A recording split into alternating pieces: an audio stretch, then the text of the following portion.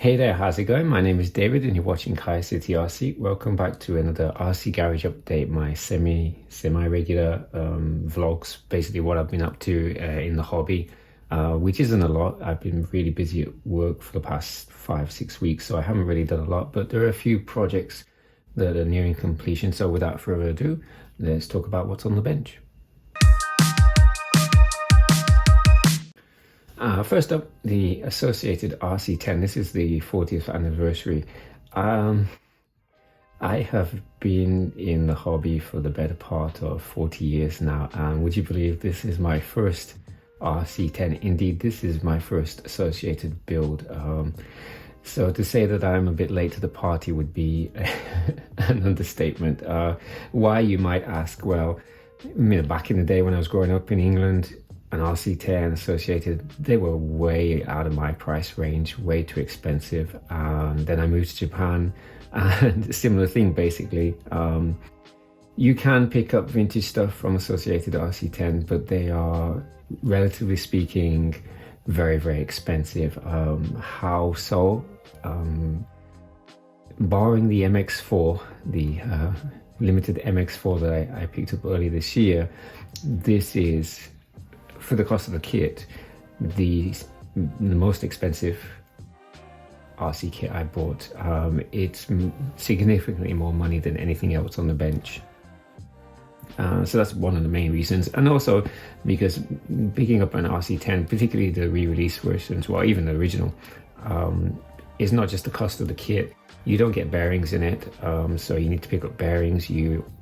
I've also picked up the turnbuckle set, and most importantly, it uses SAE Imperial tool, hardware and stuff. So I needed to pick up suitable hex drivers and nut wrenches and stuff. So that all adds to the initial cost.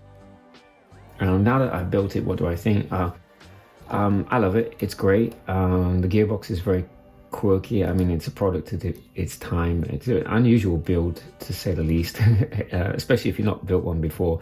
I do have a few gripes, a bit of a rant basically, and it's nothing to do with the car. I'm a huge fan of the car. I just wish Associated would do a better job with their manuals, to put it politely. You don't get a manual in the box, which is surprising. Yeah, it's surprising. I guess, they're trying to cut down on, paper waste, and I'm all for that. And so you're given a QR code, which you scan in, and you get a downloadable manual. But straight away, you realize the manual has mistakes in it. Literally step one, there is a mistake in it. A lot of stuff has been removed. And so I ended up downloading the original manual, plus the manual from 2013, and plus a couple of other manuals. And if you've built one of these before, you're probably thinking, why do you need the manual? Again, this was my first time to build one. Spare parts, replacement parts are hard to find and expensive over here. So if you do make a mistake during the build process, it can slow you down. And added to the fact is that they don't include any kind of like spare hardware. You don't get so much as a spare extra, E-clip, nothing. Which, given the cost of the kit, is, it is what it is, I guess. Kyosho, in comparison, they even give you a little bag full of, a few spare screws, washers, E-rings, O-rings, that kind of stuff. Most other manufacturers do. No, you only get enough to build the kit and not a single piece more. So, if you make a mistake during the build process, it could slow you down. So I was looking at the manual, and the original manual is wonderful. It's really well done. In fact, I would rate it as one of the best manuals I've seen. If you are building an RC10 for the first time, do yourself a favor, get the original manual. It's actually quite a good read as well, and it's got so much information on all aspects of the build and how to properly assemble things. The new manual is just so many things are cut out, and I have no idea why. I mean, a good example is the 2013 manual has part numbers in and a lot more information, but the latest manual for the 2024 release, all of that has been removed. So again, my main gripe with this was not the car itself, but the manual. I think it was a bit of a letdown, to be honest. And just in case there are anybody watching this who is about to build their first RC10, because obviously they're releasing the J Halsey edition and this latest green edition. Whatever you do, do not drill the front body post where they tell you to drill it, where the marking is on the body. If you do, it will be in completely the wrong place. Cut and fit the body first, and then work out where you need to drill the hole. Again, in a PDF, they could easily add a few corrections and you know, give people a heads up, you know, but they don't. So anyway, enough of that. Let's move on. Next up is the Super Dogfighter, the 870C. I've got about half a dozen videos on this on my channel. The most recent one was from the GFCC, the G-Force Competition Cup back in May.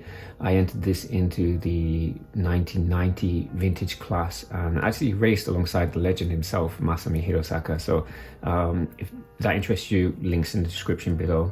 I'm going to be entering this into another race later on this month.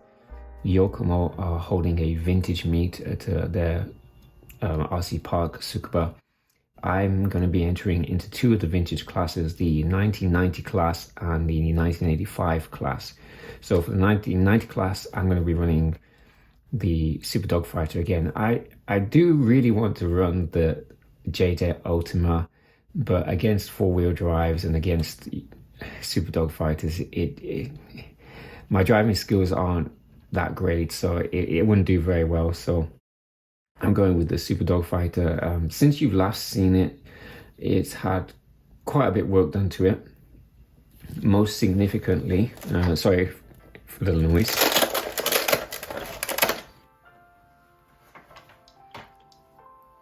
I did a chassis conversion using EXO Design's conversion kit. So that relocates the battery to this side of the chassis for better weight balance. And it also allows me to run a larger cooling fan on the motor.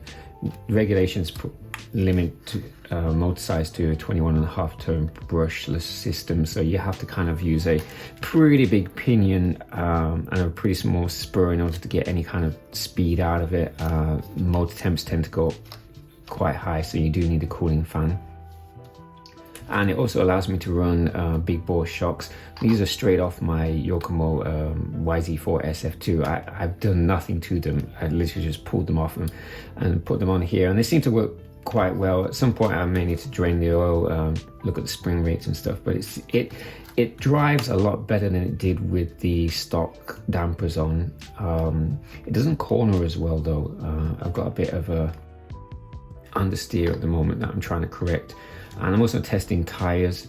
I can use carpet spec tires, but I found that surprisingly, for several races at Kanosa RC Park, my local track, the regulation tire is the Tamiya square pin spike, and these do surprisingly well on carpet. So I'm going to give these a whirl and see if that helps with the initial turning and also just basically getting around the corners on power.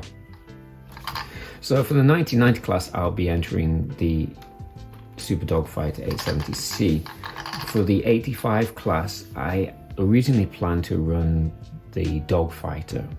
I mean, indeed, the class has been set up, I believe, specifically for the Dogfighter. So the regulations on that are limited to 1985 domestic buggies only. You use the newly re-released 05R motor, the brushed motor, and power is limited to 7.2 NiCads, Nimpacks, or you can use Tamiya Life-E batteries if you want.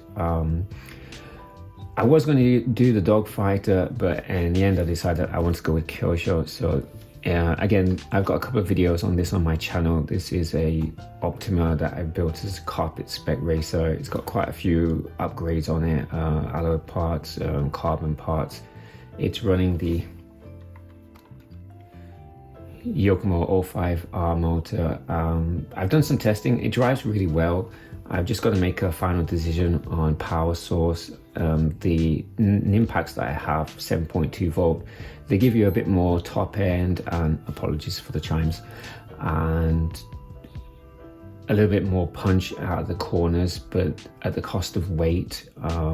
This definitely drives quicker. Well, definitely jumps better with the lighter weight LiFe batteries in, but you just don't have the top end. So it's kind of a trade-off whether you want it to jump and turn better or have more power and a better top end. So when I take it down to the track, I'll do some final testing and make a decision at that point.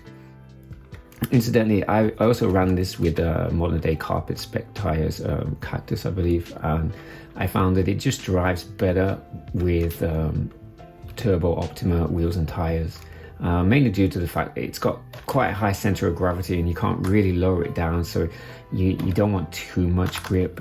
With too much grip it tended to roll in the corners, even with anti-roll bars front and rear fitted. So that's the Optima.